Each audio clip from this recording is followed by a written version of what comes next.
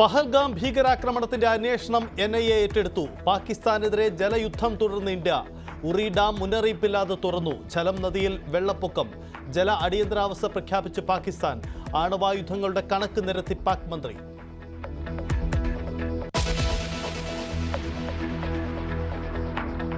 അടുത്ത നിയമസഭാ തെരഞ്ഞെടുപ്പിൽ ഇടതുമുന്നണി തന്നെ ജയിക്കുമെന്ന് വെള്ളാപ്പള്ളി നടേശൻ.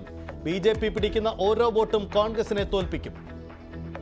കോൺഗ്രസിൻ്റെ വോട്ടാണ് BJPയിലേക്ക് പോയിക്കൊണ്ടിരിക്കുന്നത്. അതുകൊണ്ടല്ല അടുത്ത ഭരണവും ഇടതുപക്ഷം തന്നെ ഭരിക്കുമെന്ന് ഞാൻ ശക്തമായി ഇപ്പോഴും നാളെ ഇന്നലെയും പറഞ്ഞതിൻ്റെ കാരണം എന്താണ്? ഭരണം കിട്ടാൻ ഏതറ്റവരെയും പോകുന്നവരാണ് മുസ്ലിം ലീഗ്. ലീഗ് ഇടതുമുന്നണിയിൽ ചേർന്നാൽ തന്നെ പോലെയുള്ളവർ ആത്മഹത്യ ചെയ്യേണ്ടി വരുമെന്നും SNDP യോഗം ജനറൽ സെക്രട്ടറി ന്യൂസ് 18 ദി പോളിഗ്രാഫിൽ.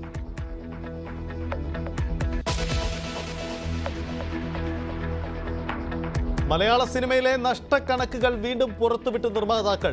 റിലീസായ 15 ചിത്രങ്ങളിൽ ഹിറ്റായത് എമ്പുരാൻ മാത്രം.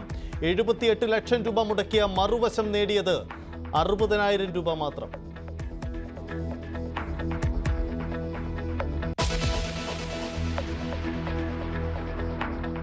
പുതിയ മാർപ്പാപ്പയെ തെരഞ്ഞെടുക്കാനുള്ള തയ്യാറെടുപ്പിലേക്ക് കടന്നു വത്തിക്കാൻ. ഇന്ന് മേരി മേജർ ദേവാലയത്തിൽ കർദിനാൾമാരുടെ പ്രഥമ ശുശ്രൂഷ. കോൺക്ലേവിന് മുന്നോടിയായുള്ള ചർച്ചകൾ ആരംഭിക്കും.